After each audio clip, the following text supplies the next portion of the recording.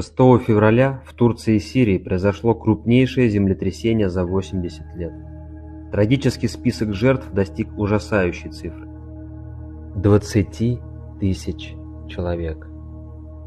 Еще более 30 тысяч человек ранены, 5 тысяч зданий полностью разрушены и 11 тысяч домов находятся под угрозой обрушения. Спасатели до сих пор вытаскивают людей из развалов, а миллионы выживших скитаются без крова.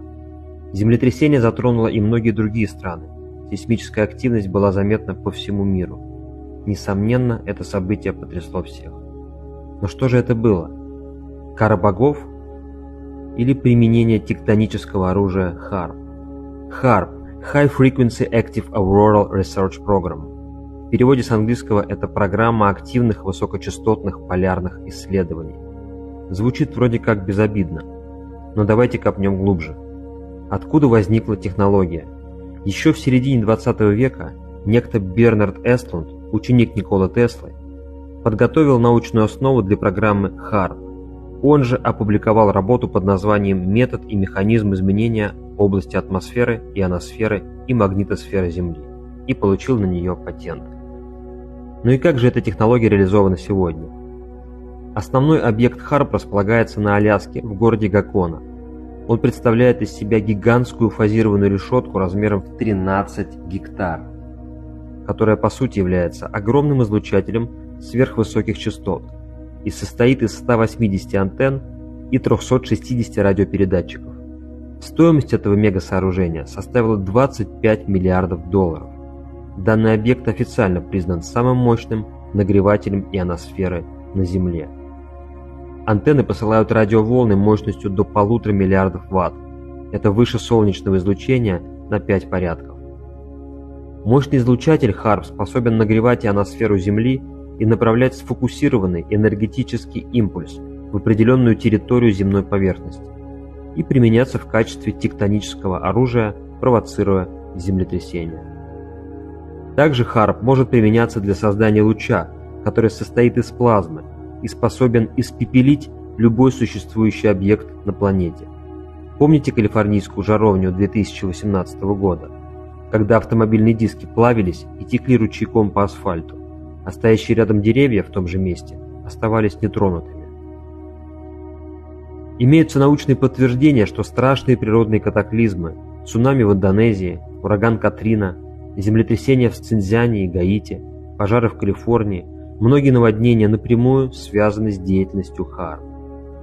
Комплекс может вызывать разрушение довольно крупных объектов, используя для этого свойства резонанса. И мы помним, как Токомский мост разрушился из-за механического резонанса, так и HAARP использует подобный принцип. Вот видео, снятое очевидцем землетрясения, произошедшего в Турции 23 ноября 2022 года. Как видите, тому землетрясению сопутствовали неизвестные яркие вспышки со стороны расположения одного из объектов. А вот кадры, снятые в начале только что произошедшего землетрясения в Турции. Как видите, толчки также сопровождаются неестественными яркими вспышками вдалеке. Выводы каждый делает сам, а для тех, кто внимателен, все очевидно. Даже в картах иллюминатов 1995 года есть карта с тектоническим оружием, способная разрушить город. Вы спросите, зачем они это делают? А вы посмотрите на картину в целом, и пазл сложится. Они провоцируют конфликты всех со всеми. Они развязывают пандемии, войны, противостояния, борьбу. Они разделяют людей и заставляют их самоуничтожать себя и друг друга, не замечая коварного зачинщика, как всегда, остающегося за занавесом. Да, на наш век выпало немало испытаний, но не поддавайтесь страху. Помните, что сценарий вашей жизни создаете только вы сами. Все испытания, которые предстоят человечеству, коснутся вас лишь в той степени, в которой вы им этого позволите.